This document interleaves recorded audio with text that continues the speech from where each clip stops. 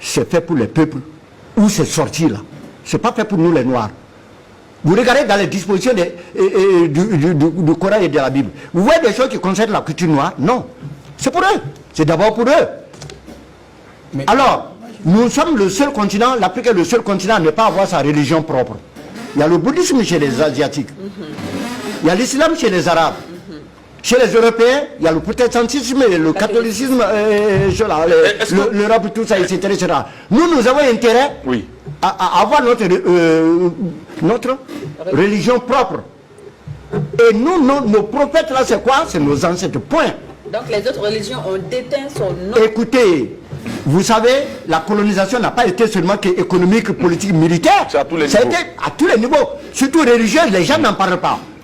Les religions, là, importaient l'islam, le catholicisme, les protestantisme, tout ça, détraqué la culture africaine. On nous a fait jeter nos fétiches. Regardez ici, discours de Léopold II, roi des Belges en 1983. Qu'est-ce qu'il dit? Allez-y évangéliser l'Afrique et en vous inspirant des intérêts de la Belgique. Ah, ils connaissent, les nègres là, ils connaissent déjà Dieu. Ah, donc, il ne faut pas aller dans ce sens-là.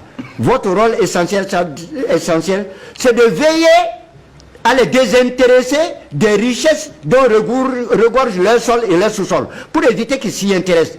Qu'ils ne nous fassent pas une concurrence meurtrière et rêvent un jour de nous déloger. Il dit aussi, vous devez les détacher et les faire mépriser tout ce qui leur procurerait le courage de nous affronter. Je fais allusion ici à leur fétiche de guerre. Oui. Et que vous mettiez tout en œuvre pour les faire disparaître.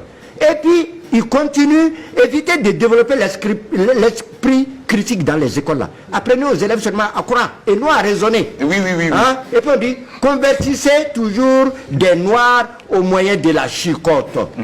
Faites tout pour éviter à jamais que les noirs ne deviennent riches. Faites-leur croire que entreront au paradis les gens qui sont pauvres sur terre ici. Comme ça, ils ne vont pas vouloir être riches. Vous voyez l'affaire. C'est extrait de quoi? C'est extrait de quoi? Discours de Léopold II, quand il a réuni les évangélistes là, pour venir en Afrique. Pour les envoyer les missionnaires. Oui, les missionnaires. Et puis chanter chaque jour qu'il est impossible aux riches d'entrer au ciel. Faites-leur payer une taxe chaque semaine à la messe du dimanche. Utilisez ensuite cet argent prétendument destiné aux pauvres là et transférez ainsi vos missions à des centres commerciaux florissants. Vous voyez. Et puis, dites aux Noirs que les statuettes là, c'est l'œuvre de Satan.